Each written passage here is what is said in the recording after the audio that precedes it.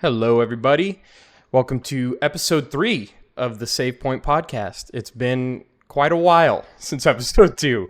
A little over a week. Yeah, probably a little bit over a week. We took a bit of a hiatus, but we've been grinding. We've been getting our stuff together, and we're glad to be back. I'm joined by Eli, Hello. and I'm joined by Marvin, Hello. and we're going to be talking about some games today. Indeed. So, honestly, Got a little gaming. just start right off the bat with Slay the Spire 2. Came out in early access recently. I think we've all been playing it.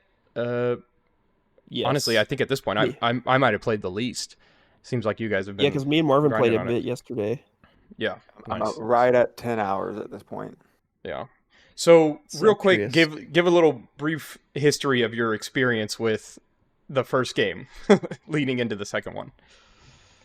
You want me to start? Sure. You've definitely played it the most, I'd say. I think so, yeah. I've been playing, I don't even know when I started, but I started playing probably like early high school, maybe mid high school, something like that, Mm-hmm. on the computer. And I've got about 100 hours in at this point. But Wait, that actually 100 has to be hours? 100 hours. I think I've played less amount on the computer than on my phone. Okay, Because on my phone, I have everything to level 20 except for the Watcher. So Mhm. I think that I'm maybe around 200 hours, I guess. I'm not sure, but Does that mean like Ascension 20? yes. or- Yeah. Damn. Oh, dang, Okay, that's crazy. I didn't Oh, know of that. course. Yeah, that's crazy. Whenever I was playing on my phone, I got to a point where I was just trying to beat Ascension 20 more and more, you know. Jeez. Okay. Well, there So goes I to just show. checked my on Steam. I have 109 hours, but I don't have anywhere near Ascension 20 yeah, on there. yeah, my Steam is like at probably halfway to Ascension 20 on all characters, so Nice. it takes a while. But Yeah. like I've said, a long history of Mhm. loving that game. It's an amazing game, and I feel like I always like one of the best parts about it is you can do kind of anything. Well, I'll hold my thoughts. Sure. Eli? Talking about the first game still. Yeah. Yeah, Yeah. what's your history? Oh yeah. I mean, I'd say. I mean, definitely not as much as you, but I played quite a bit. I played it for a long time. I don't know when I first got it, but Mm. well, last time I played it was June 9th, 2024. So I guess I hadn't played for quite a while. Oh, wow. Mhm. Where do you guys kind of rank it with other roguelikes that you've played? Because I know we've all enjoyed our fair share of roguelikes in the past. I'd say it's probably pretty high up there. Mhm. Not my favorite of all time, but probably my favorite one that involves cards. I guess my favorite card-based roguelike. That's fair. That's fair. Yeah. I think for me it's top 3 Top easily. 3. Okay. I would say just especially the first game, like discovering all the stuff for the first time was amazing. But also just Mhm. the Yeah. fact that I was replaying it that much, you Mhm. know, for the last like 6 years or so, I think puts it up there for me. Yeah. But I agree it's not like in the moment as exciting as let's say like Risk of Rain 2, which Yeah. Because that's that's definitely my fire. favorite roguelike. That's what I assume. Yeah. And that's up there for me too, you know. But I think I'd have to give it to Slay the Spire just out of like replayability and Mhm. comfort, nostalgia. I don't know. Yeah. Yeah. Yeah, it's a very hard game, but it's very easy to play. Like if that makes sense. Like Mhm. it's Yep. easy Yeah. to get sucked into. Yeah.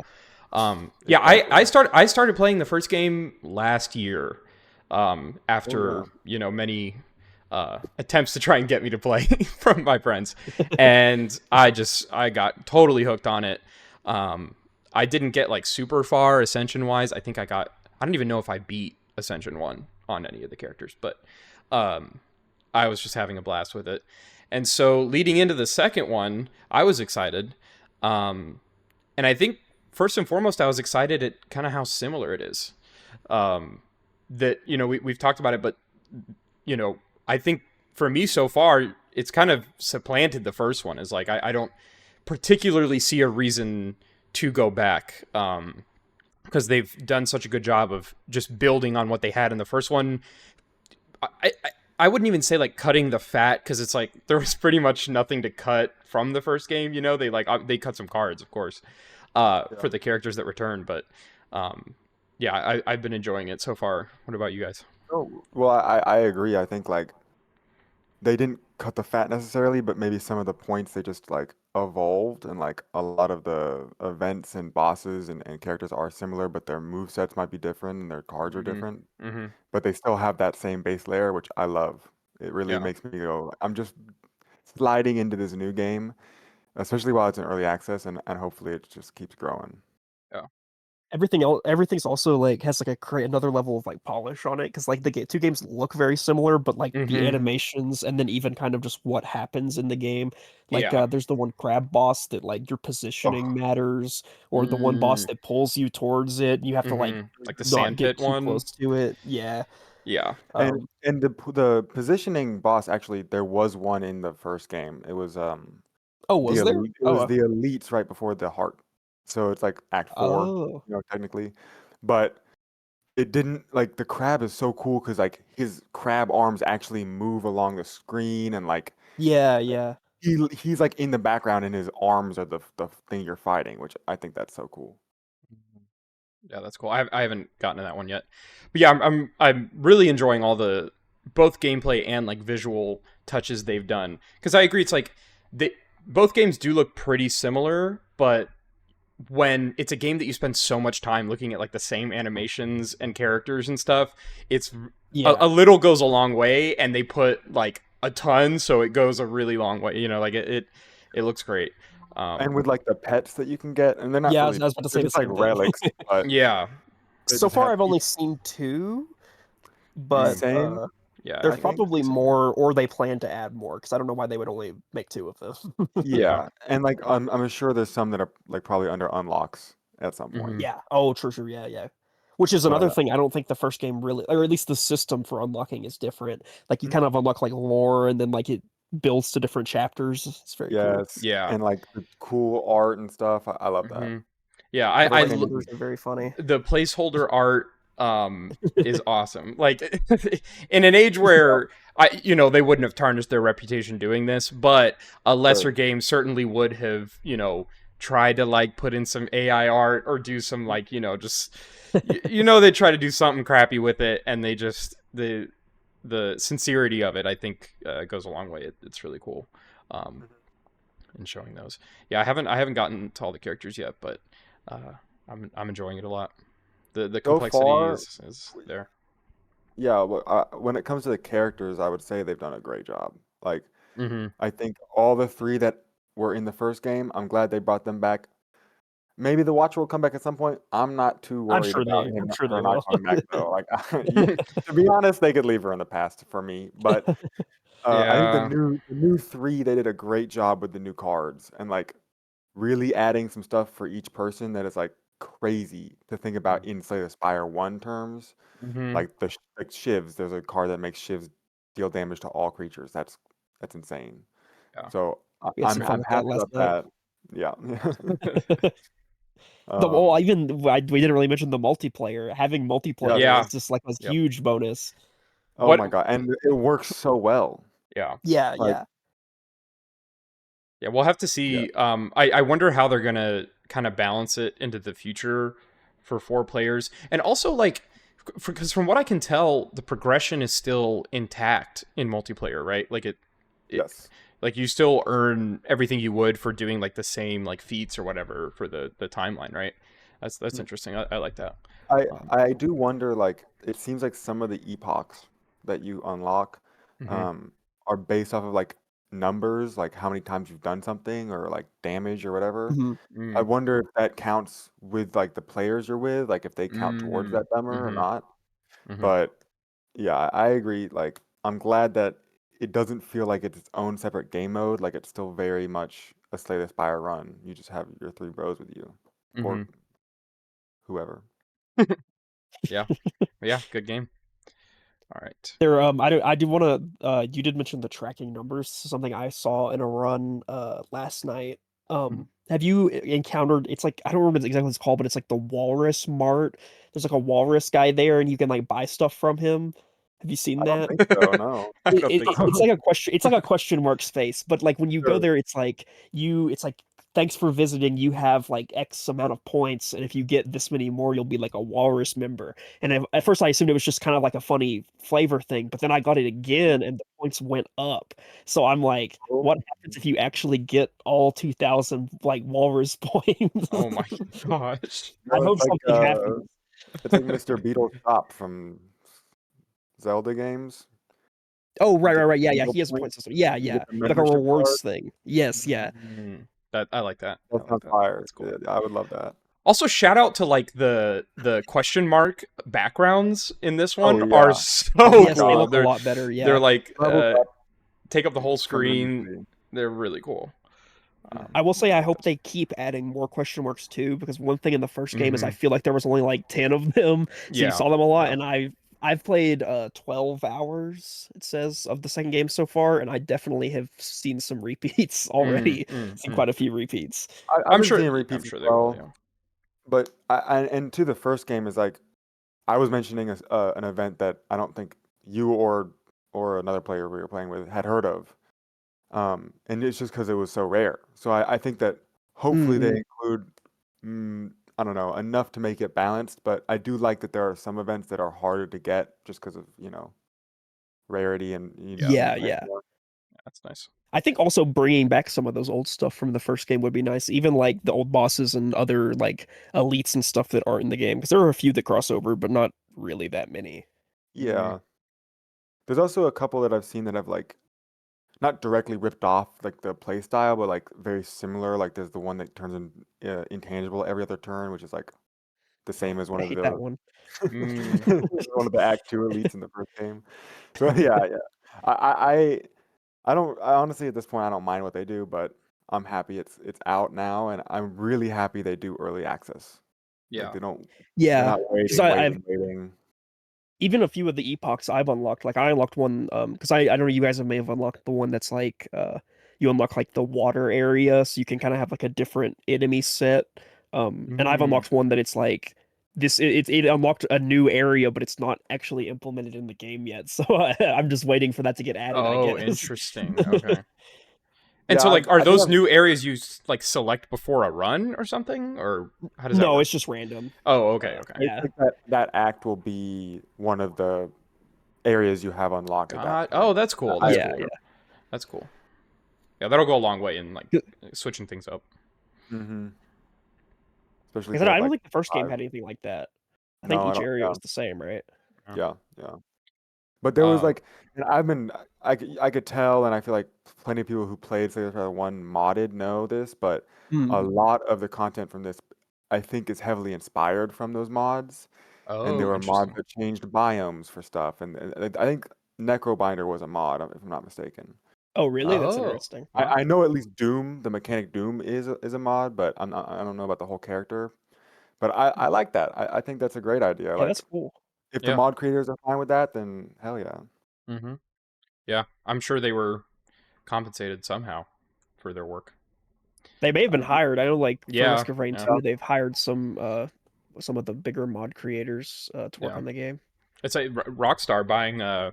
5M, the whole like role GTA 6. playing server for GTA 6. Oh, I didn't know All that. the devs on that, yeah, they just bought the whole team. Mhm. So That's what you do, man. I guess it's a They're trend. passionate. They're good at their work. Yeah, Like, yeah, let them cook, man. for real.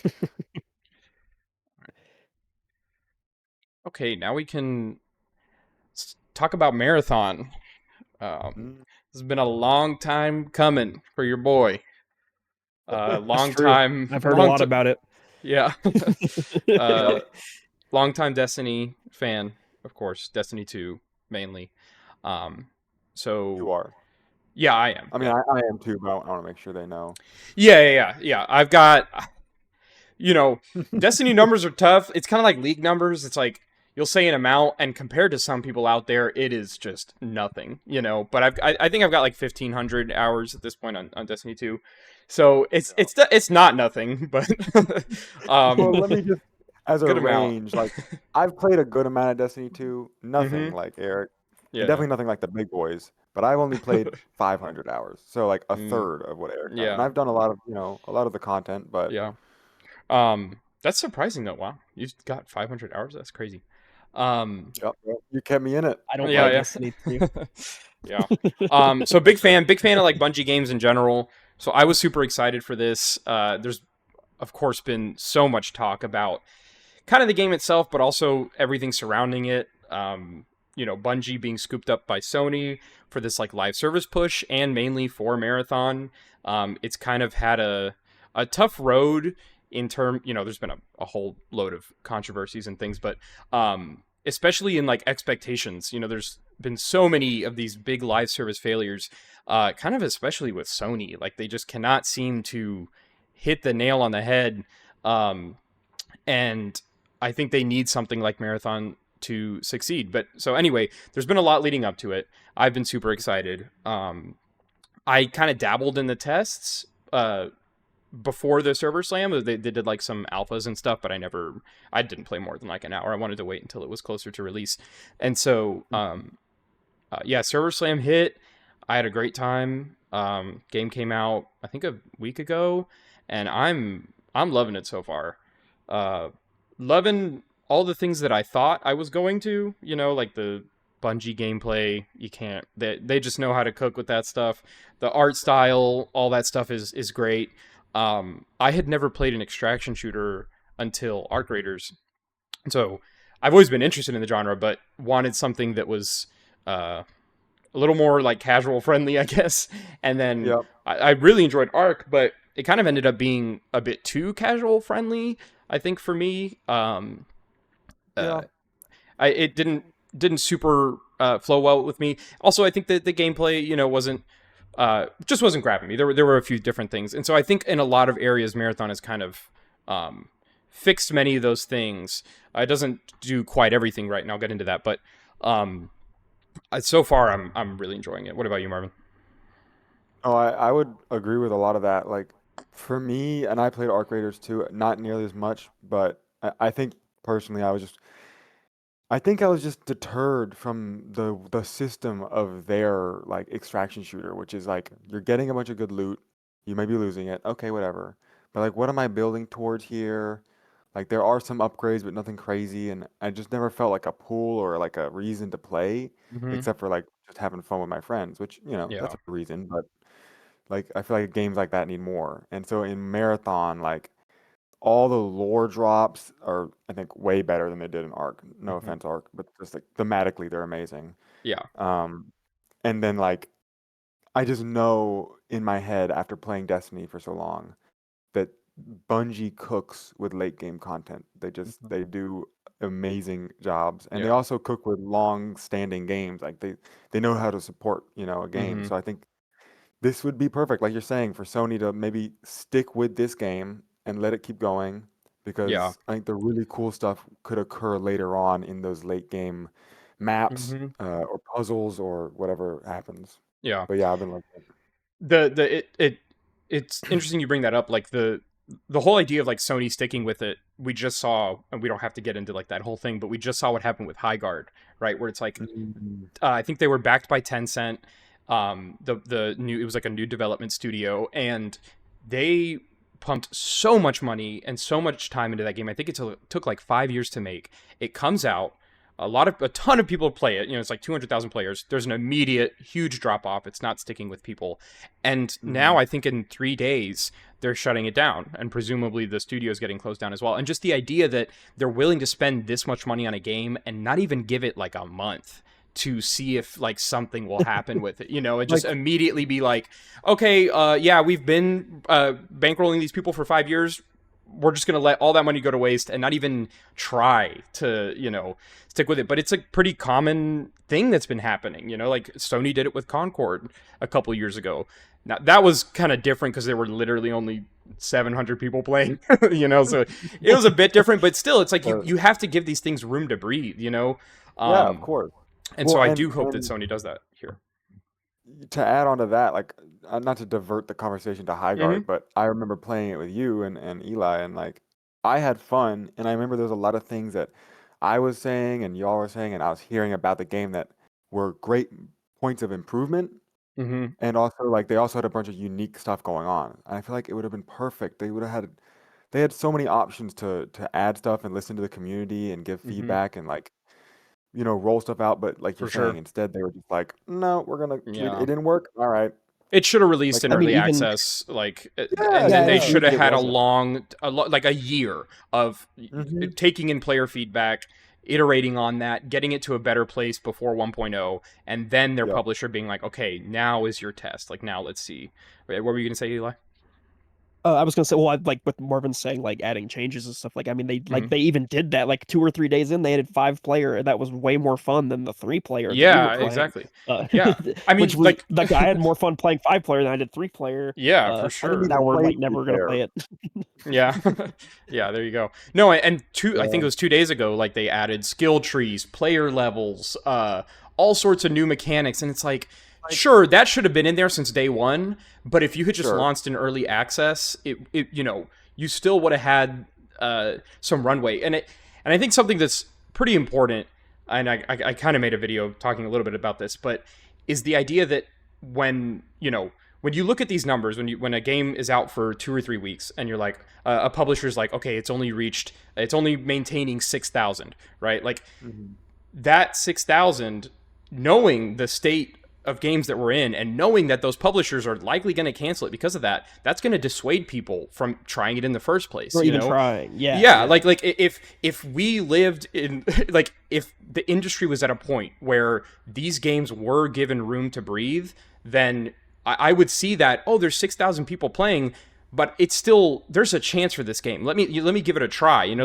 I can invest because at least they're going to iterate on it and stuff. But I'm like, oh, I see where this is going. There's no way this does not end in this studio getting shut down and the game closing. So why am I going to invest time in it when there's a million other games to play? So the time and money, because like yeah, you could buy stuff in Highguard. It had a shop with like a bunch of stuff yeah, in it. And I was like, no exactly. way am I spending money on this Are battle you pass. kidding me? It's not There's no even gonna way. finish. Yeah. Yeah. And it's like, maybe I would have if I knew you're getting at least a year, like you're getting a year to play Yeah, this yeah. game. But anyway, back to Marathon. Let's it's clearly not a high guard situation. The retention's been Yeah. fine, but the game itself it has been great. One thing you had mentioned, Marvin, in terms of the loot, again, my main comparison point is Arc Raiders. I'm not trying to like bash on that game here. It's just the only other Yeah. extraction shooter I played, so it's the only one I can compare it to. But in a game like that, where a lot of what you're picking up is like rubber scrap and like springs and this and that and then guns. But that's I guess the kits, like the kits that let you Like they grenades kind of and have stuff. some added effects and some equipment and stuff, but by and large it's like the loot was just not compelling. Whereas in Marathon, No. a Oh, good amount of the stuff you're getting, it like directly impacts your build. So it's like you can yep. actually like they're things that impact your gameplay. They're not just meant like, oh, I need 18 more of these for this upgrade. There is that, there's Well, there plenty of is that, that. Yeah. but that's fine if at least a decent amount of the loot I'm getting, I can actually like feel a tangible difference, and feel a tangible difference in a run too. Like there's times I'll go in with a free loadout, and like within a few minutes I've already got like somewhat of like a little build going, like with Hmm. just the stuff I've been able to pick up off the ground, and it's fun. I've seen a lot of Yeah. people I've said this in the past. I kind of had this mentality with Arc Raiders, but especially people have been saying with Marathon that you can kind of approach it as like a roguelike almost, where if you, especially with the ease of like the free kits and stuff, you can kind of just keep queuing in, and like every run's going to be pretty different. You're going to have like a progression throughout the run, and then anything you kind of exfil with, you can kind of, later on you use it as your more permanent upgrades, things like that. But I think that mentality at least helps me with like the whole like concept of gear fear and losing all your stuff. It's like, oh, I'll just queue up again. The free kit can get you pretty far, and me and Marvin seem to Oh, be for cursed sure. when we actually take in loot. They match us up against FaZe Clan I think they 24/7. So they listen to us. I don't yeah, they know. They do. hear our conversation like, oh, we've been doing great. Let's pull in some loot. Let's go do Yeah, a yeah. quest. No, it's crazy. It's You do insane. not want the smoke. Yeah. No, I will but say, that is interesting. You referring to it be more like almost a roguelike when you go in free, because like, I mean, obviously you guys would know this, but like I don't want to play Marathon. Yeah, There's a yeah, 99% chance I will never play that game. That actually does make it sound more intriguing to yeah. me, than it being an extraction shooter, because I just have no interest in playing one of those. Yeah, yeah. Because But I I will think, say, yeah. No, so go ahead. sorry, continue, continue. Well, No, no, I no. was gonna Finish kind of it. shift a Oh, little okay. though. I was just gonna say, like, I think it does differ from a game like, uh, specifically more like Tarkov, because I think that's where a lot of the extraction, like, the ideas of what an extraction shooter is come from. Because Yeah, that game is so punishing in every single yeah, way. Marathon is difficult, like it is tough, but it's tough in like a gameplay sense. It's not tough in the sense of like, oh, I just lost my stuff on this run, I am completely screwed. Like the yeah. ability to get your gear back and to get like back into a decent place is simple. It's easy. It's not that tough. Okay, that's Obviously, it interesting. still sucks, of course, when you lose your good stuff. And I haven't gotten like such good loot that it's been like super painful yet. But I think it helps that the difficulty is more in the gameplay itself rather than like the meta game of it.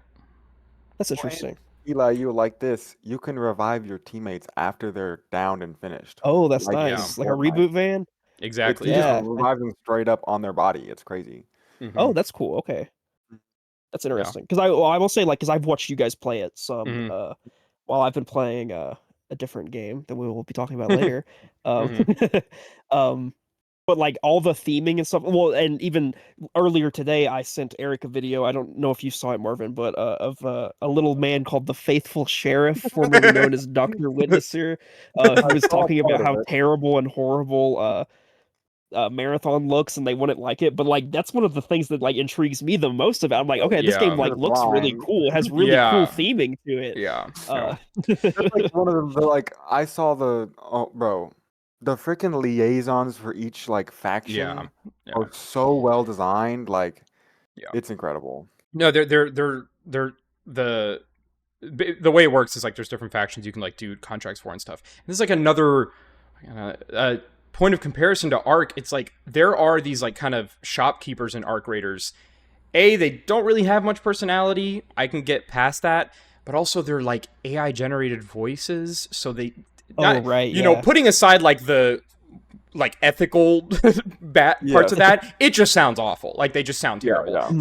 There's no soul to the performances. They're not giving anything to the story and the lore. Whereas these are all like clearly defined. They're characters. They're in communication with each other. The story progresses at like the more you do contracts, and the story progresses through like community events. There's like a big one going on right now to unlock the like big end game map. So it's like there's they have all these websites that are going up, and like people have to you have to have like 200 people going on this map on this one terminal and doing it a bunch to unlock that part. And it's all sorts of stuff that are they kind of all feed into each other and make it feel like a lived in world. Like I was a bit worried that they would kind of waste that it would be style over substance, because it was pretty clear that the style was there, but I don't think that's the case at all. There's a lot of meat behind it. We'll see how that the story pans out, because Bungie doesn't have the best track record of delivering a story in the most straightforward way, but Destiny 2 got a lot better with that over time, so Yeah. we'll see. Hopefully they perfected their craft and they can kind of deliver it in high dose in this game. Yeah. The one, honestly, like, I really think it might just be like my one big complaint at this point. It's not even like a huge complaint. Is that I'm not like super in love with the AI enemies, like the robot enemies. They're tough to fight, and like they're a good avenue for the gunplay, which feels so good. So it's like it's not bad, but I just feel like in a game like Arc, while I think in Arc they're a bit too easy to avoid sometimes, the like physics based movement of them and like the kind of the uniqueness of the different like arcs that you fight, they went a long way in making the runs feel different. And I think in Marathon they're not quite at that level. It feels more standard Bungie, and even like not to the level, obviously not to the level of like a Destiny. You can't have Yeah. too crazy stuff going on, but I'm excited to see what they do next, because the original Marathon trilogy, I don't think this is what you're fighting. You're fighting, there's like different alien races that you fight, and so I think one of those is going to be present in the new end game map, and then hopefully in the future they'll start adding them as like full enemy races. But yeah, so far I'm That'd be just not cool. like super impressed with that. There's some cool ones, and they're really tough to fight, but they're Bro, just not super interesting. They are ruthless. They're they're hard. They're harder than ridiculous. the players sometimes. Like Yeah, it's they're That's like crazy. interesting. 3 Yeah. stealth guys and a bomber, and you're cooked. Yeah, you're cooked. Like you I have don't know to. what you Yeah. do. Yeah, and that's the thing. It's like I'm fine. Like it, make them that way. That's great. But Mm. their detection is just too powerful. Like Crazy. you Doesn't matter if you're crouched. It doesn't yeah. matter if Make you're it hard to 200 feet stealth. away. Yeah, but make it realistic to stealth. Like I don't want to Let be me hide behind in a the thing bush. crouch and like yeah, and they're just like, oh, they saw me from 100 meters away. That's ridiculous. Yeah. So that's really Agreed. my only like big pain point at this point is I'm not like 100% vibing with them, but I haven't gotten to the like bigger maps yet where they're more prominent. So maybe once I'm a bit more powerful, fighting some more of them, it'll click a bit more. Yeah. I am curious. Like I know we talked about this a little bit with Arc Raiders, which I haven't played, of course, but I've seen clips of where they're like, there's a good amount of like talk, like people will talk to each other in that game. Mm-hmm. Granted, a lot of it is just whining and begging not to be killed by people Yeah. or whatever. But Yeah. is there a lot? Like, have you guys encountered a lot of like people in the game that talk to you? Because when I watch you guys play, I haven't seen it really, but Yeah. Wow. No. I, Not I, enemies. Not enemies. yeah. I talked to that's some teammates. unfortunate. I mean, I think like it is the like dichotomy of the two games where it's like one Mm-hmm. is more casual and more friendly, and I guess I don't know what happened at the end of the Arc Raiders arc, as you could say. Yeah. Like the Yeah. CEO was like, it's supposed to be a casual game, friendly, Mm-hmm. but like in realistic like terms, like you're supposed to kill each other, and if you want to team up, you can. Like, but it's going to be an unlikely alliance. Like they could stab Exactly. you in the back. In Marathon, Yeah. there's just none of that like first stuff. You just kill each Yeah. other. But that's the thing. Like Mhm. in Arc, it started out that way, and that's what I loved so much about it. But as time went Mhm. on, it so clearly just became like you were saying, Eli. You kill someone, and they get so mad that like that you would dare do that to them in a PvP game. And it's to the point where the matchmaking split people into like friendly lobbies and then like PvP focused lobbies. And then that kind of just removes the whole idea of like, oh, is this person going to be Yeah. friendly? Are they not? So if it's between, everybody talking and on the other side, like just kind of shoot on sight, I'm going to take shoot on sight because the PvP is so enjoyable. But I do Yeah. wish, Yeah. and I do think that there's going to be more and more of that as time goes on. I just think it's I tough because think I think when you normalize the talking, it kind of humanizes your opponents and people's empathy gets the best of them, and they don't, and they're like, maybe I won't kill this guy. So we'll see. Well, I also think Marathon being a Bungie game, hopefully there are late game raids or Hmm. something like it, where you maybe need a couple teams to do it, Yeah. like in Yeah. one match. And Mhm. so it still would be unlikely allies, I think, where it's like, hey, y'all, if you do the terminal over there, we'll do the north terminal. Hmm. And then after that, if you see each other, you can kill each other, but you at least need to Yeah. do the terminal together. So you would let Yeah. them live. Yeah. I could see that being really interesting. Me too. I do think I am a tiny bit worried though about like if because like obviously they're not going to be quite raids. They're not going to be that intense. I would imagine, No, for sure, but for they're sure. alluding that it's the raid version for Marathon. Like that it's their version of a raid. So it's going to be kind of complex. It's going to be difficult. There's going to be a lot of good rewards, and I am a little bit concerned about like like you're saying, like if if I'm spending so many resources and so much time on such a difficult fight where there's 3 teams, and then someone just decides to throw a couple grenades and it kills everybody and they take all the loot, Yeah. I'm interested to see if there's maybe some sort of mechanic. I've thought that this could be interesting of like, what right before you go into the boss, like almost like a prisoner's dilemma kind of thing where it's like if everybody agrees to not PvP, then it just kind of turns it off after that point. It's like, okay, we're just going to do this boss. It's fine. But then if like one person says no, then it's like, okay, no holds barred. We're going into this fight, like this, final boss of this map. And you can kill whoever. Cause I feel like something like that could be good in making sure that people at least have a chance to take on the end game challenges and not get completely screwed over by someone, but Yeah, I agree. A safe room of some sorts that yeah, allows you to something, just get some loot. Yeah, something like that could be interesting. But if that's not the name of the game, then that's not what it is. We'll see. Um, yeah. Interested to Any see other? more. For sure. Yeah, for sure. I'm excited to see where it goes. Alrighty. All right. So our next game is Resident Evil Requiem. For those who don't know, for those who didn't tune in, Marvin and I did two marathon streams, finishing Requiem the weekend it launched. It was a ton of fun. There's clips on our channels. The VODs are up on YouTube. If you're interested, it was a good time. Mm-hmm. Yeah, I've played. Let me think. I've played 2 remake, 4 remake, and 7. I think that those are the only other Resident Evils I played as like an adult that knows what's happening. I probably played like one of the older ones when I was a small child that I shouldn't have been. But so going into it, I was super excited. Like Leon's back, all this stuff. Like they've just been on such a hot streak with these games. As a studio, like Capcom is just the past like 7 years or so of Capcom has just been absolutely ridiculous. They're just putting out such quality so consistently. So I had a lot of expectations, and it lived up to them and surpassed them in many instances. I loved it. I thought it was great. Super fun, super scary. The story was campy like it should be, but it was still interesting and it was engaging throughout. The characters, both like old and new, were great. Grace, I think, was a great new introduction. Yeah. What'd you think, Martin? No, I loved it as well.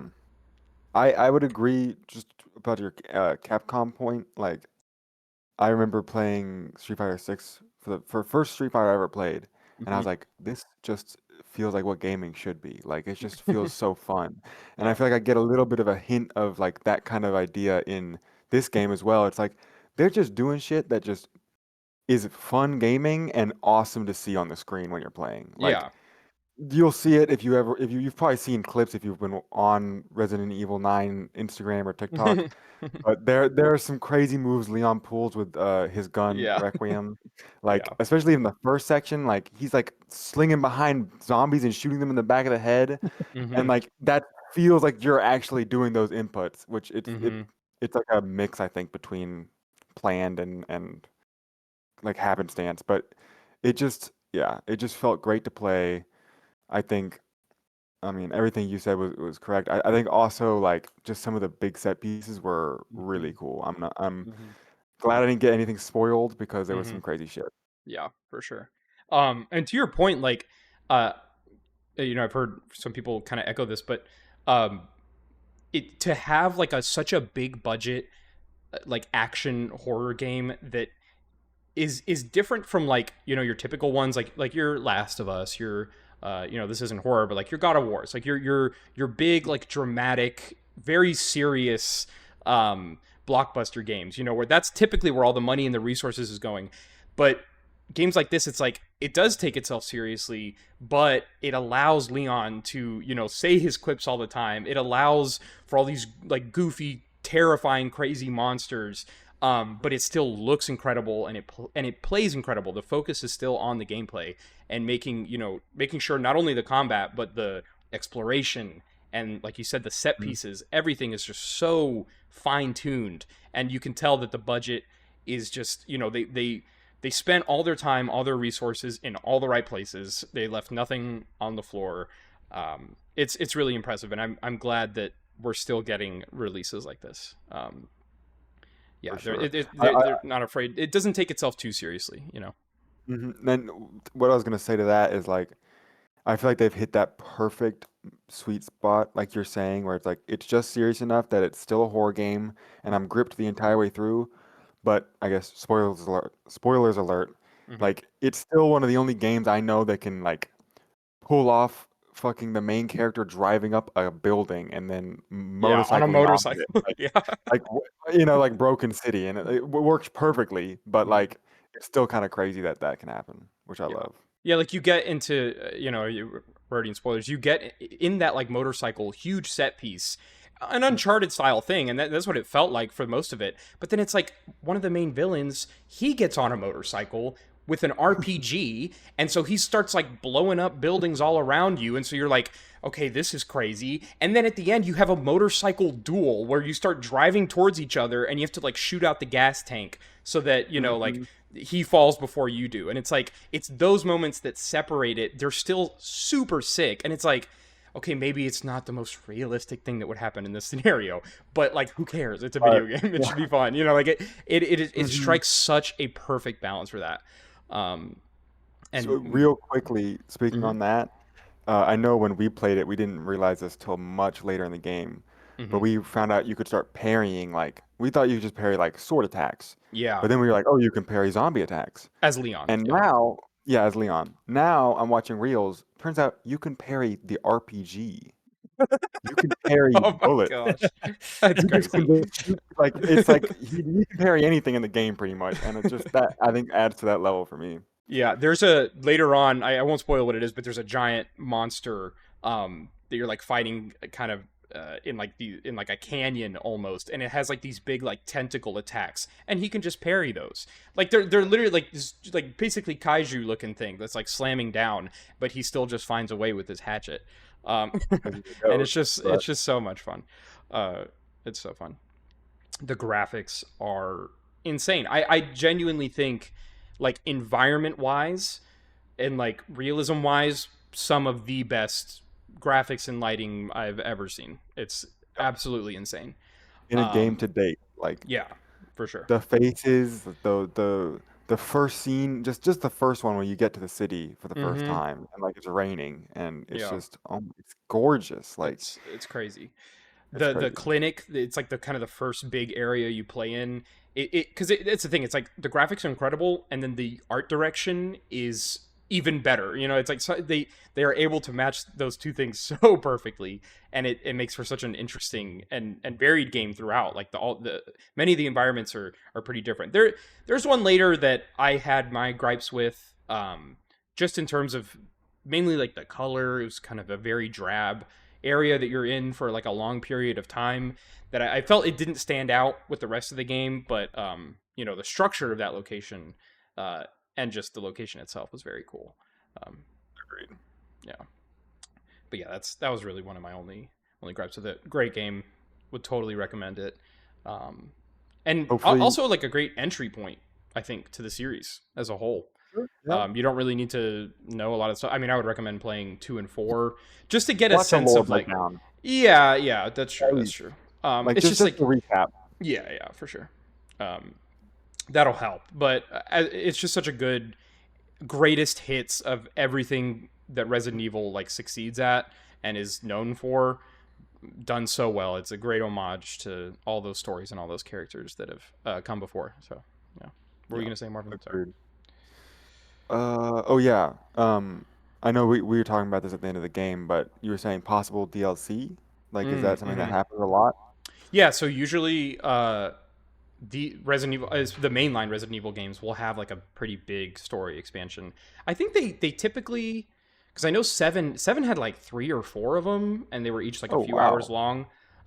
And that was Hmm. different characters. I don't think any of them were Ethan, who you play as in the main game, or any of the story Hmm. ones were Ethan.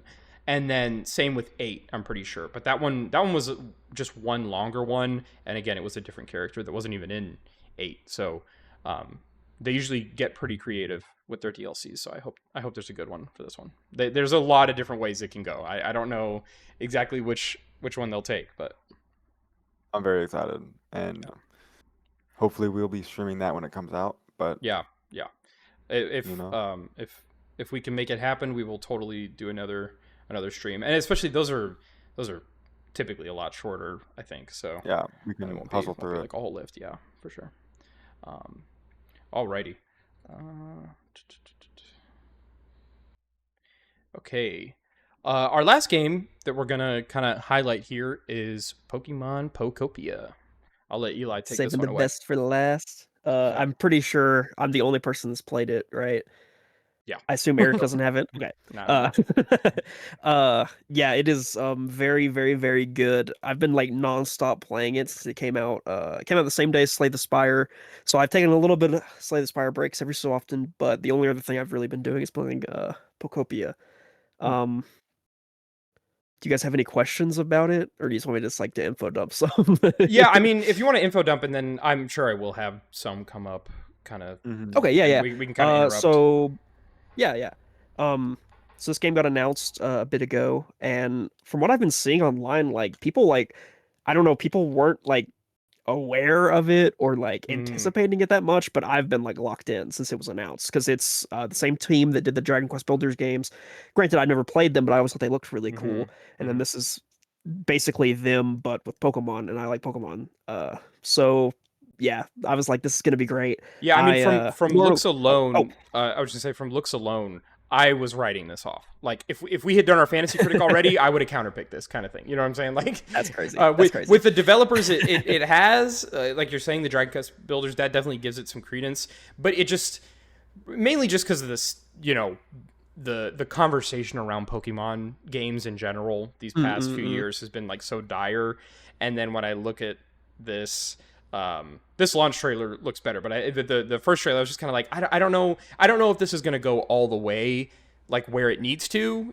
I kind of was just thinking it was going to Mm-hmm. be more like a shallow Pokemon experience, just slapping Pokemon on a Animal Crossing kind of thing, but it doesn't sound like that's what happened. So I even like because like well like Animal Crossing definitely is one of the big games that it's going to get compared to, but I feel like it's not really all that similar because it's not really much of a life sim. It's a lot more like Minecraft, and you kind of have villager-ish elements, but like you kind of are building like habitats to attract Pokemon to like come live in your town. And even Mm-hmm. beyond that, there are multiple towns, so kind of like when you finish up one, you can move to the next one, and they're all different environments, and they're even based on the different towns in the original game, but they're like kind of in ruin. Uh, Wow, that's cool. but you kind of like they kind of will be like, hey, like I want this kind of house, I want this stuff in my house, and then when you're done with that, like they'll run around, do their stuff, but like they don't really beyond that, they're not like they don't really feel like villagers, I guess, in Animal Crossing. Like they're not like things living in your world. They're like, okay, you do your stuff for your Pokemon, and then you're good. Mm-hmm. Uh, mm, but yeah, you kind of you go to different areas, and there's like quest lines in each area. Uh, you you finish up those quests, go to your next area. I'm currently on the last area. I haven't finished the quest for it yet. But there's an additional bonus area that's like more of just an open sandbox where you can kind of like really just go from it's just ground, some islands. No, there's no buildings already pre-existing on it, so you can just really build whatever you want there. oh, Oh, that's cool. nice. I mean, Yeah, That's the a cool way to frame it. from looking at this trailer here, yeah, it looks like they can get really expansive. Like these towns that you're making, it looks really cool. Um, they're very large. and They're and not and small at all. the I guess I never really thought about it this way, but like towns in Pokemon are such an iconic part of that franchise, Mhm. like, and Yeah, yeah. so it is pretty cool to like really from the ground up build like a Pokemon town. Do you have like Yeah, a yeah. what do they call, like a Poke Center? The Yeah, so basically Okay. each of the towns you go to have a Poke Center, but they're like in ruin, and then you can upgrade it. Mm. And then once you upgrade it, there's like some special stuff in the inside that you can do with it. Is it like Like the the Clash Clash of of Clans Clans town town hall. hall? Oh my god. Um, no, no, not really. You kind of Okay, just upgrade it okay, once and then you're done. Okay, okay. Well, we were close. yeah. Is like Um, the capturing of the Pokemon more like maybe like like a slime rancher vibe than a villager vibe? well, so see, so you don't even capture them, like, Oh, kind of like if you want to like attract like a bird Pokemon or something, bird Pokemon would want to like live in a tree. So you'd like kind of set up grass near a tree and then maybe add some bird stuff, and then that will like attract Pokemon of that type. Basically, each Pokemon has different habitats that will attract it. So some don't even want like grass. Like some like want you to build like desks with like computers on them and stuff. It's yeah. Mm. For like the pencil yeah. Pokemon. Yeah, like a Mr. P, yeah, when he slides in. The fossil Pokemon, you build like displays of their fossils, and it will attract them. It's just really cool. Uh, I mean, that sounds It- awesome. Is it? it's oh, continue. I was just gonna ask if is it only on like Nintendo products at the moment? Yeah, it's just on Switch 2. It's on Switch 2 and it has mouse it has like support for the mouse mode, which is really nice because it's like a third person building game, which is like a little weird uh Mm. to like kind of like figure where you can place things, but when you go to mouse mode it like really extends your range and you can like pick individual blocks a lot easier. That's good.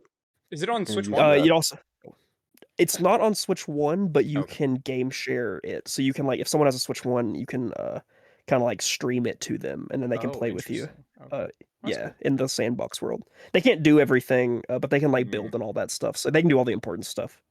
okay. But the loop of the game is just so like you'll have a set little quest to go do, and then you'll just see like the bushes rustling, and I'm like, okay, let me go see what this guy wants, Mm. and then or go see like what Pokemon's about to pop up. You go get your new Pokemon, and then like on the way there, like three other Pokemon will be running up to you wanting something, or you'll see something shining in a block because you can like dig up like lost relics and stuff, and then get them assessed, kind of like the fossils in Animal Crossing, and you get like cool Pokemon furniture like that. Oh, all of this is because the game is like a post-apocalyptic Pokemon Yeah, universe, I was basically. kind of guessing from what you were saying, but Interesting. Not So like like all the humans it's are gone, or yeah. All the humans left Earth basically, so like and that's why you're everything's in no. ruin. Yeah. interesting. You're a Ditto, and you're like rebuilding and helping all the Pokemon find new homes. That's See, cool. Eli, if you ever want to get one of us interested in a game quicker, just say it's post-apocalyptic Yep. first. Okay, like Amen. lead Yeah, that. true. Yeah, I'm amen. there. I'm True. there. It's post-apocalyptic. Apocalyptic. I'm there. Exactly. And the story is like actually kind of interesting because you just find like data logs and stuff around like as you explore Hmm. because it's not just like it's the maps aren't like procedurally generated like Minecraft. They're handcrafted. So like you'll find like one of the worlds you kind of like is like a mine world. So you go down in the mines and you find like this buried museum that like Mm. has like some like space stuff in it, and like you can like rebuild the museum. It's very and that's where I've been putting all my fossil Pokemon. Hell yeah. Cool. So like I can have all their displayed fossils and stuff. It's very Nice. nice. There's a similar thing in Animal Crossing, right? You have like a museum where you put stuff. There's a museum in Animal Crossing, but it's for the stuff you catch, like catching fish, Oh, bugs, gotcha. fossils, stuff like that. This is more just like if you built a museum in Minecraft, you just have Hmm. you just place things in there, whatever you want, basically. Gotcha. I think Nice. comparing it to Minecraft is probably the best you can do. I've heard some people compare it to Viva Pinata, but I've never played that, so I don't know Oh, exactly interesting. how accurate that is. Um, Hmm. But yeah, Minecraft, but it's got stories and you're building villages for villagers. It's really cool because all the Pokemon they all interact with each other. They'll be like playing games. They even like some have like scripted dialogue. Like Pinsir and Heracross will start like fighting each other and arguing about their horns and stuff, like which one's the best. It's the all the Pokemon have some crazy personalities and it's like they're in depth. It's very surprising how in depth some of them are. Cool. Do you I'm know how into many that. there are, roughly? um This is the I don't know original one exactly how much there too. are. So far, I've gotten like 130-ish, I think, but I know Wow. there's quite a few. Yeah. Dang. Okay. Uh, And they all yeah. like talk and stuff, or not voice Yeah, acted, I assume, but each just one has their yeah. Each one has their own like unique personality. Like I haven't that's seen really cool. repeated dialogue. Yeah. That's really It's cool. very neat. Yeah. And they're even themed like for what the Pokemon are. It's not just like, like this guy's like Mm, whatever. It's like if it's Hmm. like a bird Pokemon, they're gonna be talking about bird stuff. But or like mm. Trubbish loves to eat garbage. You can like feed him garbage and he'll give you stuff from that he finds in the garbage. It's there's a lot of cool stuff like that. That's cool. Oh, even speaking of that, like Pokemon like can work for you. So like fire Pokemon can like turn clay into bricks, or they can light furnaces to like smelt ingots and stuff. Some Pokemon like generate materials for you. Hmm. Let's see. There's some water Pokemon can like clean stuff. There's a lot of stuff like that. That you can like Wow. just get sidetracked on doing with Mhm. all the weird things they can do. There's levels to the gameplay, it feels like. Yeah. That's cool. That's Yeah, nice. it seems very in depth. Now I have a question for you. Did you play Z to A? Pokemon Z to A? Yeah. Okay. Yeah. What gives you more hope for the future of the Pokemon gaming franchise? That game or Pokopia? Well, okay, so I'll say like for me for Pokemon, honestly, I'm not a huge fan of like the battle system and Pokemon's in general. Like I don't Mm, hate them, but like for me personally, this is much more of a game of my style because I like Pokemon like more as like oh these guys are cool and I can like do Mm-hmm. stuff for them instead of just mhm. like the like battle system. Enslaving them Uh and forcing them to fight each other. yeah, exactly. Yeah. Okay. Gotcha. We've So got an this ethical Pokemon player here. this is a game of something much more in line of something that I would like, but that's Mm, more of having Pokemon that isn't just battling, Mhm, but also I think ZDA also was very good. okay. I like so like for battling, I think like ZDA because ZDA is like the battling is not just I enjoy the battle system in that it's not just you're like oh let's mhm, get like both Pokemon on the screen and then you can choose their moves. It's like you Hmm. actually move around and the moves like attack certain areas and you can like Yeah. dodge moves and stuff by positioning your Pokemon. Uh so I think that's a good evolution of like that combat style. mhm. Um but then this is more I think opens because like a lot of the Pokemon spin-offs more recently have pretty much just been like mobile games and Yeah. nothing like Mm, more substantial like And this. So like that I yeah. prefer these kinds of spin-off games for sure. Mm. Yeah, that I was gonna say it does because I feel like Pokemon used to have these like big substantial spin-offs that were like pretty innovative in like whatever kind of space they were going into, and it feels like this is kind of a return to form Yeah, for that. yeah. Because I think the last one was like that came out was like the sequel to Pokemon Snap, I think. Mm. And even then, it's not really a unique concept. It's Yeah, just a sequel to something. Uh, yeah, and it's cool to see Nintendo or well, I guess I don't know who exactly would be giving the rights, but like letting another developer take a crack at like a I would say likely decently big budget Pokemon game. Like yeah, kind of yeah. opening it I up. I know like I saw some discussion about how that maybe this could be like kind of a sign for the future of like Hmm. maybe allowing more people to use their kind of own unique take on the franchise because I think like there's a lot of potential like even like having a game where you play as like a professor and like research Pokemon or something like that would be so cool. Yeah, Uh that'd be does cool. sound and I'm awesome. sure they could find someone to do that. Yeah, and I mean, like, Game Freak has had its claws on Pokemon for what, 40 years or some craziness, and the Less than last, 40, but yeah. sure, the last like Because that 10, 5 of it have been kind of ass. Like, I think the last good Pokemon game was like, to be honest, I mean, I played Omega Alpha, Sapphire, and I really liked that game. But I heard after that, every single one just got easier and easier and kind of crazier and wackier, and they just kept adding levels of like Mega Evolutions and Z Evolutions, and I bet some people enjoy that, and it has its place, but I don't know. I think some fresh blood could help the franchise. I mean, I don't know. Like, I do think a lot of that is just like Redditoids and people on Twitter complaining about things that like don't matter. Honestly, Okay, I well, mean, I think a lot of the stuff there that's is a lot of like valid that's complaints my you can do. opinion. You know. Yeah, maybe But shut like, I mean, up next time. yeah. No, no, I'll keep my Okay, mouth. but like I mean, not to discount your opinion on those, but like as you say, the last game you played is Omega Ruby Alpha Sapphire. Like that Yeah, game came out when we were in middle school. Well, Like, yeah, and I didn't want to buy any others afterwards for a reason, you know, because that was like the peak of Mega Evolutions, and I was like fine with that. But afterwards, I was like, okay, now I got to learn what a Z bracelet is and what a yeah. like a X. I don't even know what, and I don't know. I feel like yeah, I feel like they've done enough with the game that they can keep doing it, but at a lower capacity. And like you're saying, have these other, you know, developers come in and either do more of the same or like different styles of whatever. And games like this are a good example of what good could come out of that.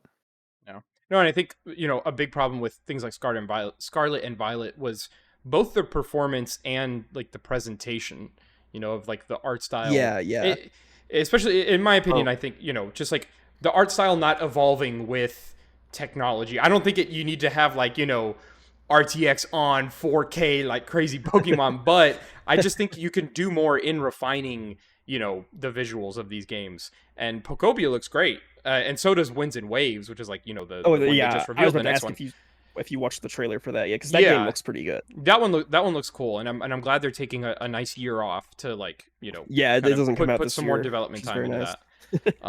So I think those are. I think I think Pokemon's in a good spot, and there were a lot of people.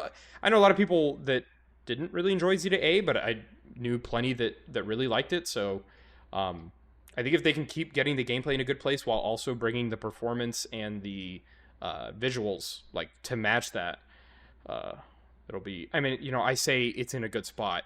Regardless, it's the number one best-selling like IP ever. Yeah. Yeah. They'll be fine. But But it for would be fans, nice for a franchise that makes such an ungodly amount of money to like really put that money into like yeah, how like they innovate. it just seems a little uh upsetting. I feel like when I'm scrolling on Instagram and I see a picture screenshot of the wall texture of the newest Pokemon game and it's a Yeah. PNG, and I'm like, Yeah. you were Yeah. doing better 10 years ago. I'd Yeah. rather it be Exactly. pixelated, to Yeah. be honest. Yeah. But yeah, Yeah. Go back to pixel art if you're going to be doing that, right? Like, right? Like, y'all made pretty beautiful games when they were yeah. still pixelated, I feel The, like. the, the current art style I think is okay when it was like X and Y on the 3DS, like Mhm. that looked really nice, but then it's like it didn't really evolve past that. Like what, Yeah, 15 yeah. years later, it needs they need to kind of bring it up with the times. But it seems like they're doing Agreed. that, so Yeah. all right. Okay, Marvin had some stuff to attend to, so we'll be continuing the discussion with the Magic the Gathering oh my god. Teenage Mutant Ninja Turtles set. Yay. Um, take it away.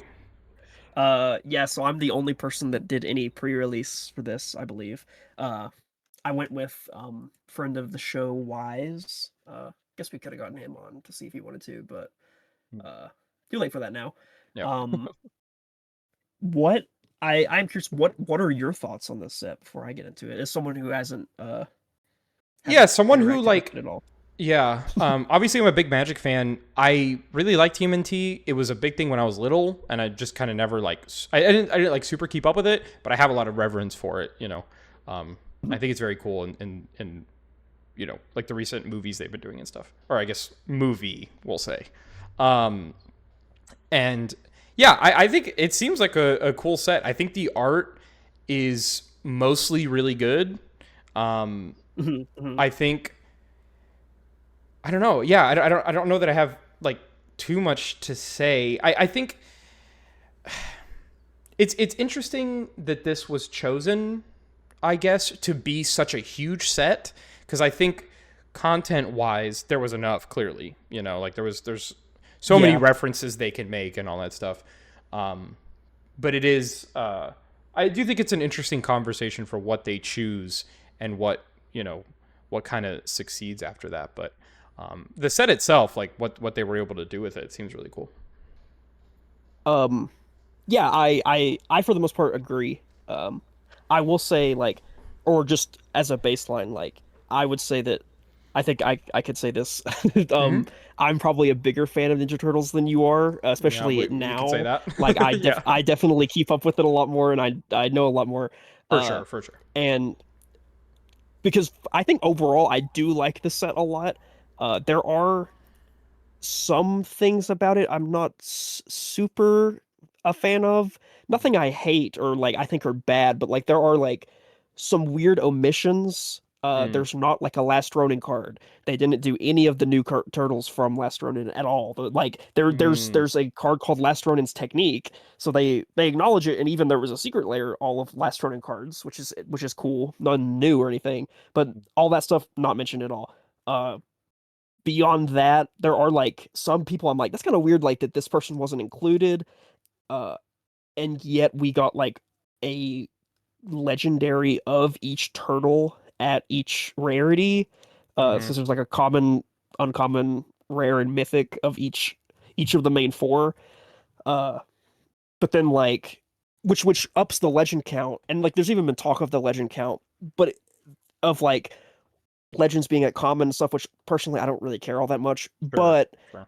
I think a way like people like talk about like how do you get around that, and like this in a lot of these universes beyond sets, and even like I think some of the main sets also, there are a lot of like creatures that are like clearly meant to be this specific character. Like it'll have that character on the art, but it just won't be legendary. Doesn't have their name.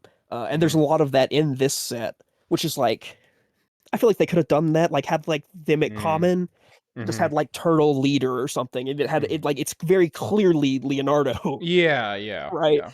But like, because like they already did that for so many cards. Like there's a mutant named Pete. He's a pigeon. There's a Hmm. card forget what exactly it is called, but it has him on the art. The flavor text is a quote from him. It just isn't named him, and it's not legendary. It's like, okay, well, like very clearly that's him on that Yeah, card. yeah, yeah. I feel like that's some of that stuff that they could have done. Also, like I'm fine with it being a smaller set. That's fine. So was it a Just smaller set?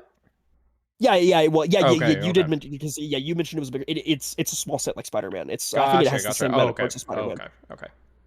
Uh, Just they kept showing so many cards. I was like, there. I thought there was no way, but there's also, correct me if I'm wrong, but it seems like there's more like special treatments and like bonus sheets for this, right? Or like um, special products or something. Because I feel like there's like 5 different set symbols and like a bunch of different ways to get cards. there's I think there are more treatments because there's like Mm, uh well, and even I guess I can get it a little bit later. There actually are less on the bonus sheet. This set has a much smaller bonus sheet than Spider-Man did, okay. but it has a lot more valuable reprints. So there's Mm, like you have a lot higher chance of like Shadow Spears reprinted, All Will Be Ones mm, reprinted. Like cards that Undercity Sewers, like cards that are like well above $20, like at least half of that bonus sheet. Cards that have mm. never been reprinted before are on that bonus sheet. Okay. But yeah, there's a lot of different treatments. Some there's like the silhouette treatment, pixel treatment. Uh, there's a one treatment that's exclusively like kind of them drawn in like the '80s cartoon style, Hmm. which I like that being a treatment. But I do wish there was if I wish it had just been more of a like treatment that they could do like any of the other styles in, because like there's a lot of different unique styles. The 2003 series has a unique style. Mirage Hmm. Comics have unique like I mean, I'm sure you turtles look different all the time. Yeah, Uh yeah, yeah. the new movies, there's like not really anything referencing them. Mm. Uh That's weird because that had such a yeah. distinct art style too. Yeah. It's very cool, a very nice. I like, or Hmm. it has like a very like rough and like Yeah. dirty art style to it, which fits very well. Hmm. Have you seen that movie? You've seen that movie, right? Yeah, yeah. I Oh, really okay, enjoyed it. cool. I really enjoyed it. Yeah, it's very good. Uh, Another like weird this is there's a weird thing that happens in the set. I think it happens twice. Is that like with those the main four, they had the legendaries. There's cycles of like lyrics from the theme song in it. But Michelangelo, like it's like the 2012 theme song, like like it's like this character's this, Hmm. classic. That's how the theme songs are. But like it for some reason, three of them have what their theme song says, but then like Michelangelo doesn't. And Oh it's like, yeah, okay, yeah. So why did they just not do that? it's so weird. That's so weird. It's very strange. AI So like generated yeah, cards, like bro. yeah, oh yeah, like I think you sent it to me. There was the person that was like, uh, uh I can't believe that they AI generated this card and just put like a completely fifth Ninja Turtle in here. And it's like, bro, what are you talking about? Like that is a character that has existed for like a decade. Like, do you think they just didn't notice that? Like, Yeah. what are we talking about right now? Uh, a lot of the discourse around this set has been like really stupid, and I like Yeah. there's a big um I hate Universes Beyond when it's something I don't enjoy, but when Oh, it's something I do 100%. enjoy, then like I 100%. love it, and it's like I just because like there's two Universes Beyond sets coming out this coming that I don't really care anything about. There's The Hmm. Hobbit coming out, which that one I'd say I'm more interested in for sure than Star Trek, which I don't know anything Hmm. about at all. And Hmm. it's like I don't like okay, I don't care, I'm just not right? gonna buy I'll go it. to Like, pre-release. yeah, like I'll I'll go to yeah, maybe pre-release I'll because go I to an like going event or something. pre-release. Yeah, that's But it. like beyond that, I'm like, okay, boom. Like I'll look at the cards if any of them are cool. I'll put them in deck. Boom. That's all I need to care about. Yeah, it's just That's fine. just this idea that it's like the cultural death of Magic because Yeah. not every set is in universe. I don't know. I get where they're coming from, but I don't. To me, it's just not worth. Like, if I put myself in their shoes, it's not worth. It's honestly, it's not even worth like. It's just not worth complaining about in almost any Yeah. whatever. Like especially to the point where acting like it's like an actual like affront, like a personal Yes, yeah, yeah. attack. You know, complaining about it is one thing. Whatever, like you're Yeah, yeah. well within your right, but there's just a certain point. I don't know. It's just it's annoying. I think it's as time goes on, those voices will die down for sure, simply Yeah, yeah. because largely Universes Beyond has been such an insane success, not only for Yeah, those yeah. sets, but also for the in-universe sets that have been good. You know, like Yes, yeah, undoubtedly yeah. someone getting into Magic because I like Spider-Man, you know, like that person has a much higher chance of then getting cards for Reality Fracture later this year because they're in the Yeah, game, yeah. they're in that ecosystem. You know, it's like they've got them. So even from a business standpoint, it makes sense in a billion different ways, but that's one of them. You know, like you're getting people not only into Magic as a whole, but you're also getting them into the lore of the game itself. And I really And I don't think that's going to disappear overnight. You know, like they're not just yeah, going to yeah. stop doing in-universe sets. At least I don't think they will. And even like beyond that, it's like even if you ignore every single Universes Beyond product that comes out, that's Hmm. just one less money you have to spend, and two, you're just getting the same amount of Magic stuff that you're getting anyway, Yeah. like you were getting before. There's three. I think just because of the way this year shook out, there are Hmm. more Universes Hmm. Beyond this year, but they'd like said they were like that's purely just because like it just happened to be like the way like that's not the Yeah. plan to be like that. But it's like No. okay, so still you have three sets this year that you can go to and have fun with. And I don't you didn't go to Lorwyn, I assume. I No, don't think you I did did. not. Uh like I thought Lorwyn was fine, right? But Hmm. like it was like a fine set, but that's about all I think about it. Like Yeah. even I think like people like over like there's like a weird like it's like oh now like there are plenty of Magic sets in the past that both you and me have went to that have not been good, right? Like Yeah. we've been to Innistrad, Yeah. Midnight Hunt, Or Midnight Crimson Crimson Vow. Blood, Yeah. uh Aether Drift wasn't that like and it's like but it's like Aether Drift wasn't that good. I know Thunder Junction was kind of Yeah, mid. that's the thing. Like Murders the at Kurlov in-universe Manor. sets It's have like, just been pretty bad, like almost across the yeah, board. yeah. I heard good things about Tarkir. I didn't go to that, so I don't know. I like Um, Tarkir. Tarkir was fun. but other than that, it's like it's been pretty dire for the. And then when they're Yeah, just there's been some not completely great hitting ones. it out of the park with things like Final Fantasy and Lord of Yeah, the Rings, it's like it only makes sense. It only makes sense. Like you can yeah, go yeah. argue against a wall. Like, I'm sorry, I don't know. I don't know what to tell you if you're so still caught up on that whole thing. I don't know. You even like people like there's part of it. It's like some people like seemingly it's like the only thing they like is magic or something, and then they're like, oh, if something's not magic, then it's bad. And it's like Hmm. I just because they're making a set that isn't magic related does not automatically mean that the cards there's not like good cards in it or the cards are Yeah, unplayable or bad or that it's like there's no effort put into it. It's like okay, exactly. that's just Yeah, a ridiculous line of thinking. Like you can just not like something and not pay attention to it. It's really just yeah, that easy. for real. And even you know kind of just to move a bit from Hmm. complaining about people being so negative all the time Complaining like about people complaining.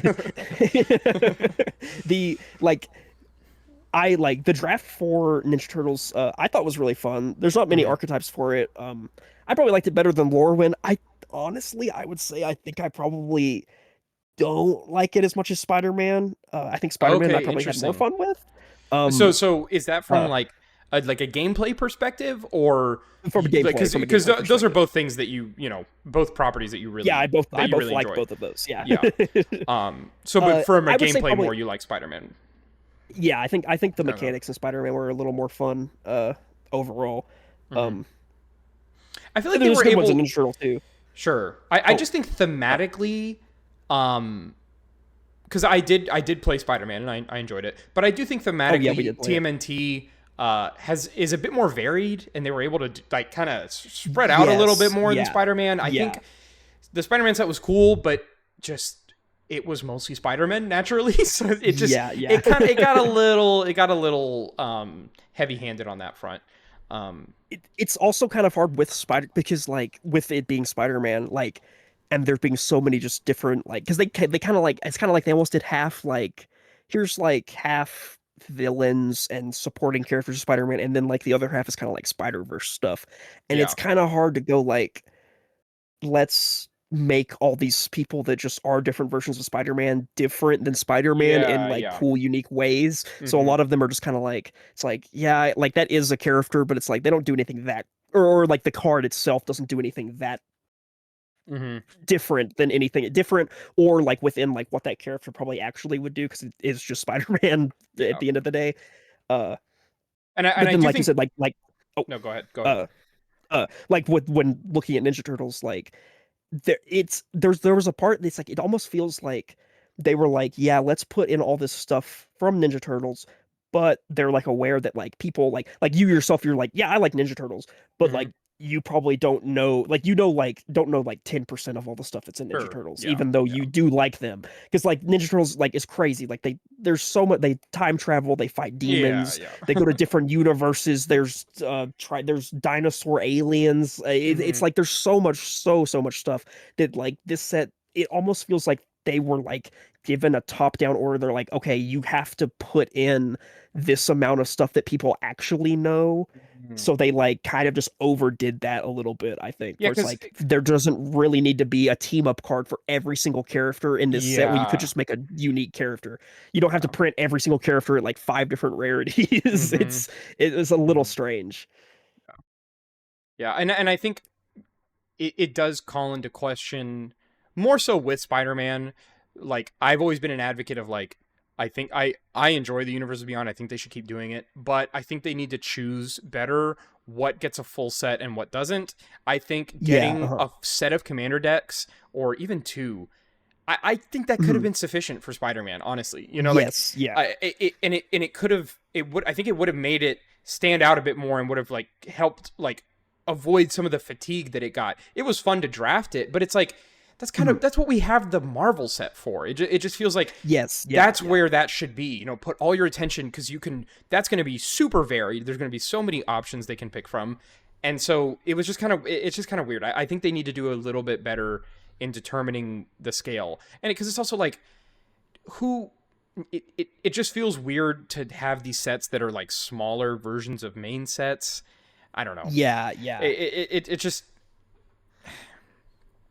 I don't know. I I think especially with Spider-Man, Mm-hmm. like because like I love like limited is like my second favorite way to play Magic, Yeah, like yeah, obviously. for sure. Like I love, or probably not even my second. It probably is like I when I get the most enjoyment of Magic is when I'm Mm-hmm. playing like pre-release and stuff like that. I would Mm-hmm. say Mm-hmm. probably. I would Uh, agree, but honestly. it's that's just it's a fun way to play. It's just kind of expensive. Yeah, Uh, yeah. so it's like having that is great, but yeah, trying to like with Spider-Man, like I think I would have definitely, like if they were like, here's a 5-color Spider-Verse deck, like that would have been so cool, and they could have, I feel like, put more into making like fleshing out all Exactly. those characters instead of having to Exactly. have them work in a draft environment. Mm-hmm. Uh, That's exactly what um, I was thinking. Like you have a Spider-Verse deck, you have a villains deck. Um, yeah, you know, maybe another and one. I don't know. there, I feel like they're like, even there's probably some way they could have made some way to make it draftable and still done it, but it's like fine. It was fine overall. I think it was a fun, even it being small, like smaller sets to draft, Mm-hmm. I think does have an advantage in that you can really like do the thing. Like there's a Mm-hmm. much smaller card pool, because like you Yeah. were like when we you and me did the Spider-Man, it's like you can really go like, oh, we have multiple copies of the same card and Mm-hmm. all these cards that really synergize with it. So you can like really Mm-hmm. make a good deck in limited. Yeah. But it also, the bad part of that is that it's kind of hard to do it a lot. Like, because then it's like, okay, I'm Mm-hmm. probably just do the same thing over and over again. Yeah. Like, Yeah. am I? And You I'm can't probably really gonna face get as someone that's doing a similar thing at some point. You know, yeah, like yeah, you're yeah. not gonna get as much variance for sure. Yeah. So that like there's pros and cons to it, but yeah, I Yeah. think Yeah. even overall, just from like looking at like collecting, like I probably just prefer to have a commander deck, just get all of Yeah. them, and then it's like, okay, Yeah. cool.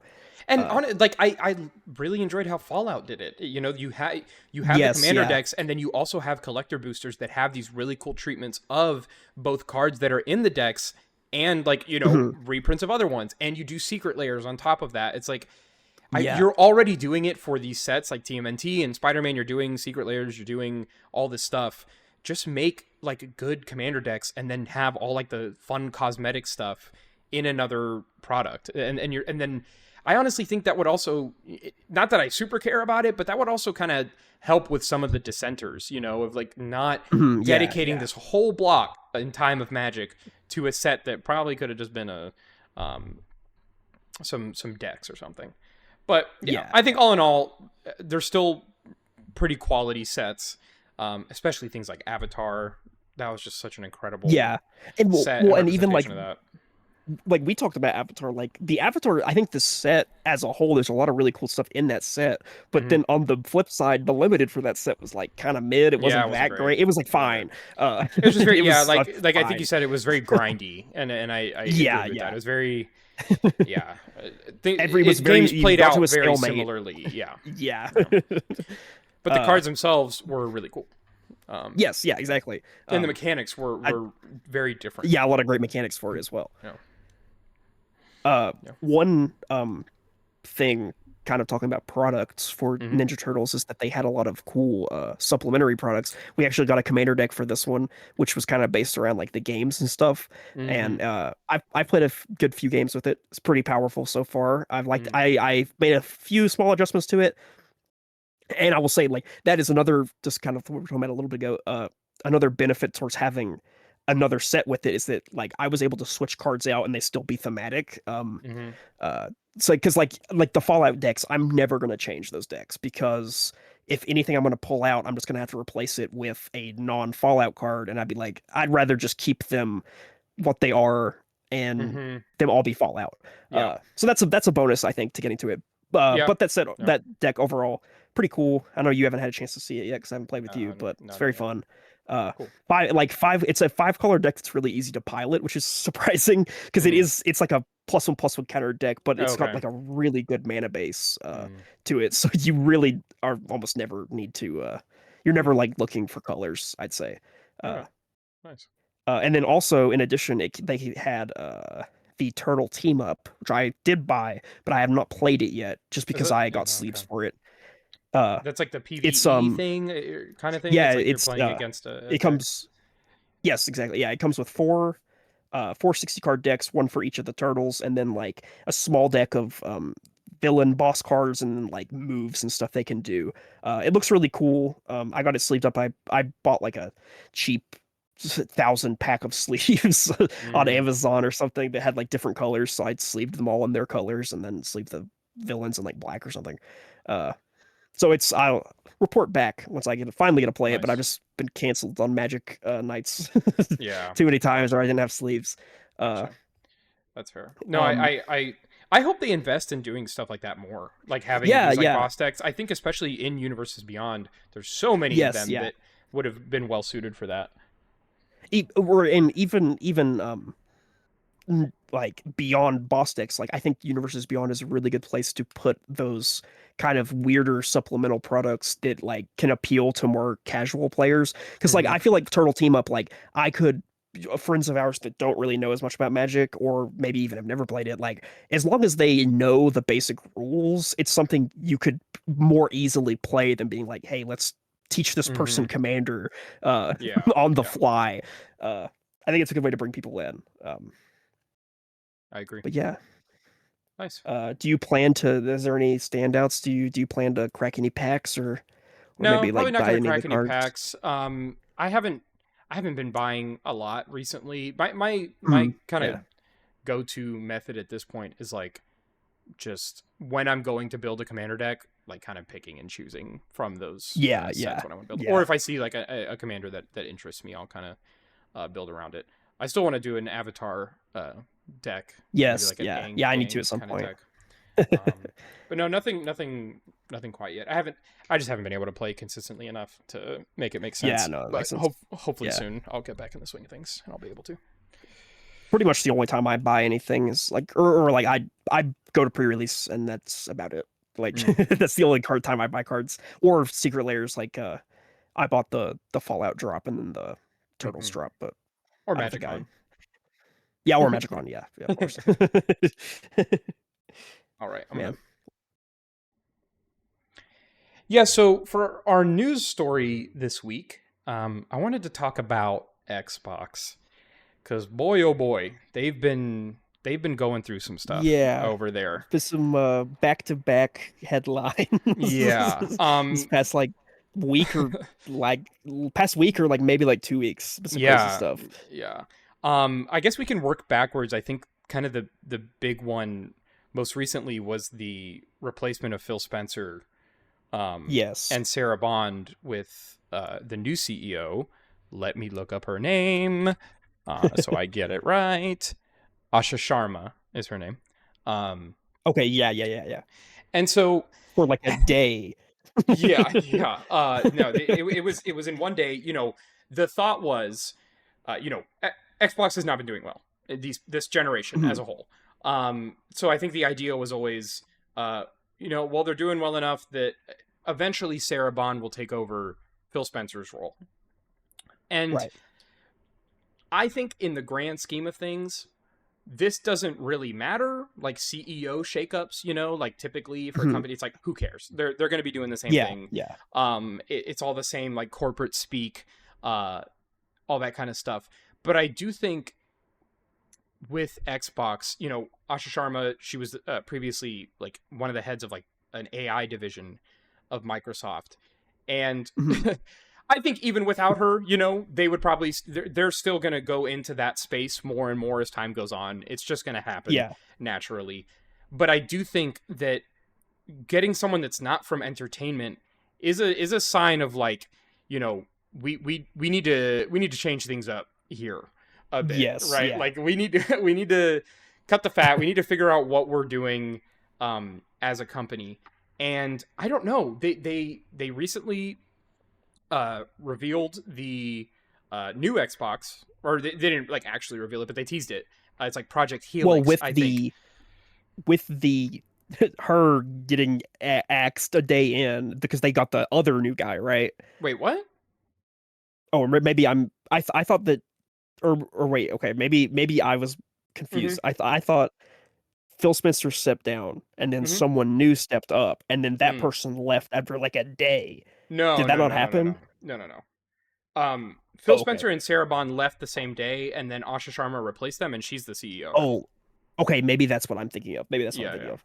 yeah. I don't know. So it's been that same person, and um, she recently like tweeted out. She's just saying like, oh, we need to get back to the roots of Xbox. Blah blah blah blah. Who cares what she says? Really? I mean, Yeah, I yeah. like it.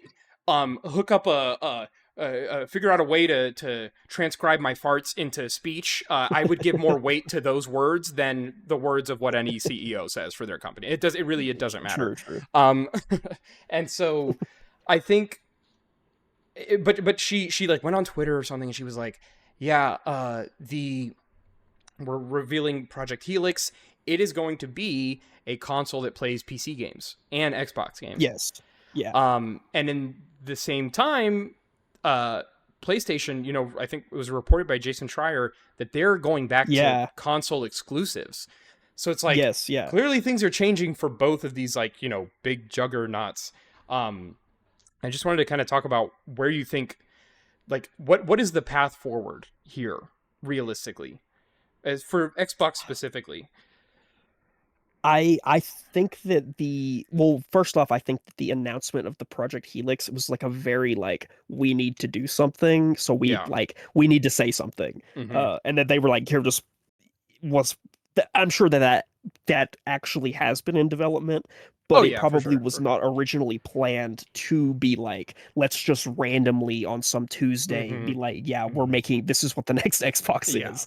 Yeah. I think with her coming in, I think they were like, we got to push this out really fast. Mm-hmm. Mm-hmm. Um, but beyond that, yeah, I guess they're because it really did kind of seem like for a bit that they were like, let's just kind of not make another Xbox and let's Yeah, have all of the I thought Xbox they stuff were just available gonna, on other stuff. yeah, go to more of a publisher role, maybe focus on handhelds or something, you know. Yeah, Um, which is it just seems like Project Helix is just there. It's going to be this is a Xbox branded PC, similarly to the yeah. Rogue Ally PC thing, and but or like a Steam machine. Mm-hmm. Honestly, they may have been like, let's announce this because the Steam machine got announced. Maybe. And Yeah. then it'll just somehow be able to play maybe disked Xbox games and then Hmm. also use Steam and the Windows Store, probably like Epic Games or something. Yeah. So do you think that Xbox as a publisher, like the publisher side of things, do you think that those games are just going to be PC games then? Like they're not going to make Probably. like Yeah. I can't imagine why they would continue to make like Xbox specific versions. I think the Yeah, I Xbox doubt part it. of the new console is just for that like backwards compatibility with games that Yes, are yeah, yeah. from previous systems. Um, I'm sure that all those first party, or yeah, I guess like technically first party games mhm, uh will just be released on the Windows Store and maybe released on Steam. mhm. Yeah. I think that's probably all we're gonna see. Yeah. No, I think you're right. Do you think that PlayStation uh kind of diverting course, and from now on they're going to be putting their single player games, they're going to be keeping them exclusive to consoles, or to their console? Do you think that that was a response to the Xbox playing PC games? Like, do you think they were like, oh well, we don't want the next God of War or whatever to be on Xbox a year later, like um What was that announced? Was that because I saw the Jason Schreier? Was that mhm. after Helix was announced? It was I Because don't I know. couldn't That's a remember good exactly question. if it That's a was. good Because it question. might not It was have like been. right around the same time. But I would imagine. Yeah, I mean, yeah. it's been pretty like common conception that like that is what Xbox's plan is. For their next console, Yes, it's yeah, going to play yeah. PC That's games. true. That's true. Um, and then yeah, they It's just kind probably of came out and definitely a said it. part of it, Yeah, I think it was but definitely also a part like of it. it may like maybe just the games that they've released on PC maybe just haven't done as well as they thought they Yeah, would. that's what it seems I like. think that's probably because it's like they've released like the two Spider-Mans and maybe Miles Morales, I think, Hmm. and then like the Last of Us remakes, and it's like Spider-Man probably with some heat. Oh, God of Yeah, War I think also got released on yeah, yeah, PC, but it's yeah, like yeah. a lot of people probably didn't buy those Last of Us remakes on PC, I would imagine. Yeah. Uh, Well, especially because I think they had like pretty bad optimization issues when they first came out yes, oh too. yeah, that's right. Yeah, they like So it's didn't like, work. I do think a grand majority of people that have or want to play God of War, Last of Us, whatever, they've done so already on their PlayStation. Like Yeah, probably. I don't Yeah. think they're getting such a big market, and I think it's more worth it for Sony to stick to uh, releasing their games, only on PlayStation to secure that base, especially if Xbox is going to go hard on a new console. I think it's Yeah, different if yeah. Xbox is like, you know what, we lost, whatever, we're not developing anything else. But if they're going to try to compete still, then PlayStation still needs to kind of corner their portion of the market like Nintendo's done so successfully. Yeah. You Yeah, kind I of go agree. back to that. I think for multiplayer games, it's the play, keep those cross platform. There's no reason those need to be only on PlayStation. Yeah, You're just going to yeah. get flack for that. Um, but yeah, single player games, I think it makes sense. I don't know. We'll see. We'll see with what happens to Xbox in the next few years. I mean, I don't care too much about Xbox as a brand, if at all. It's mhm. mainly, they just own so many studios, Yeah, and that's yeah. they seem to not have much of a care for, the health of those studios if they're not making them enough money. Yeah, that's what's the only thing. It's like if they were to axe Xbox, I don't care. Like the Yeah, only thing is like I would hope that they would be like sell off all those companies exactly. that they Yeah. bought, because like it's like that's really cool that they just own so many of those Yeah, it's so crazy. companies. And it's like, And like yeah. and Sony as well. Like it's like if Hmm. something goes wrong, we're just gonna shut them down Yeah. completely. And it's like okay, that's just really cool. They just shut down Bluepoint. Bluepoint did not release a Yeah, game under their ownership. Like they so didn't. cool. Like that's So they crazy. like literally just bought that company for no reason. Yeah, and they killed it because of just Yeah. bad decisions from up top. It's an extremely talented developer, and it's like under a new CEO who is likely there to again cut the fat, salvage what they can to Yeah, keep yeah. Xbox in the future. Does a studio like Double Fine, what value do they provide to them? Yeah, because it Those really games did don't make seem a lot of like money.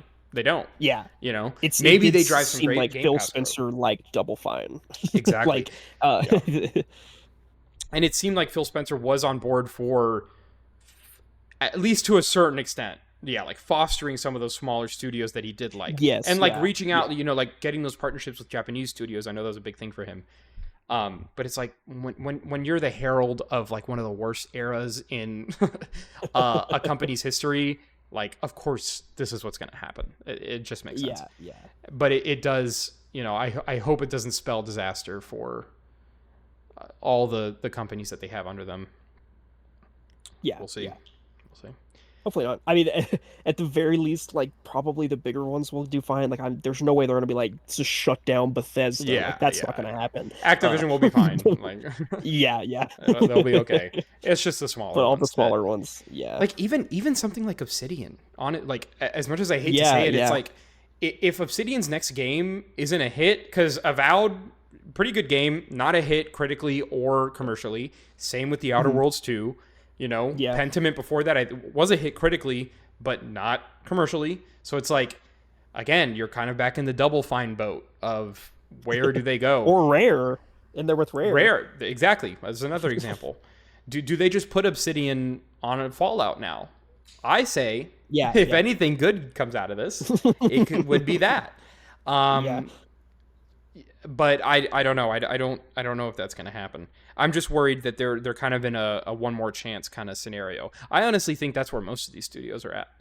I think I think their next games need to be somewhat of a hit for their future to be secured, for sure. And that goes for really most studios across the board at this point. You know, like that have a bigger publisher. It's time to perform, or you're getting the axe. Unfortunately, it's a sad state of affairs. So cool. Or you just get the axe for no reason, Yeah, even exactly. if you're almost complete, like Ubisoft, or I guess maybe not companies, but also just games in general. Like there was that Prince of Persia remake that was like 99% done, and there was like, yeah, we're just gonna not release it. Yeah, Yay! probably a tax write-off or something. Yeah. We'll see. I don't know. All right, well that's what we had on the docket for today. Thanks everybody for watching. Please subscribe, like. We're going to be putting out these podcasts more consistently here soon. I hope. So yeah, look forward to that. Subscribe, keep us accountable. Yeah, we'll try to get some more people in. We're going to try to add some more segments in as well. You know, we just kind of wanted to get back on our feet, get back in the swing of things, and then we'll start innovating a little bit more. Yeah. But yeah, thanks for watching, and we will see you next time. I love you.